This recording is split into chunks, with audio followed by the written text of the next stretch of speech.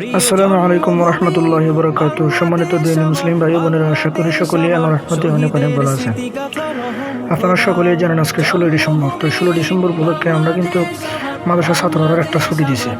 তো ছুটিটা অবশ্য সকালে ফজর নামাজ পড়ার পর অবশ্য ছাত্ররা পড়াটোরা লওয়ার পর তারপরে আমরা প্রায় 9টার দিকে ছুটিটা আমরা দিছি। তো ছুটিটা হইল গিয়া তারা একটু আনন্দ উৎসব যাতে করতে পারে। সব প্রতিষ্ঠানে মূলত কিছু না কিছু বন্ধ তারা দিয়ে থাকে। তো আমরা একবারে বন্ধ দিছি না, আমরা তারা একটু সুযোগ দিছি সারাদিন একটু খেলাধুলা করার, একটু শারীরিক মানসিকভাবে তারা একটু খেলাধুলা কইরা তারপর মনে করেন মনটা একটু স্থির থাকলো পড়াশোনার মাঝে মন বসার জন্য আর কি। তো দেখতে পাইতেছেন কেউ ব্যাডমিন্টন খেলতেছে, কেউ ফুটবল খেলতেছে। তো যারা যেটা পারতেছে তারা কিন্তু এটাই খেলতেছে, আপনারা দেখতে পাইতেছেন। আর এই খেলাটা কিন্তু আমরা মাদ্রাসার পিছনে মাঠ আছে, প্রথমেই তো আমরা মাদ্রাসার পিছনে অংশটা আপনারা দেখাইছি।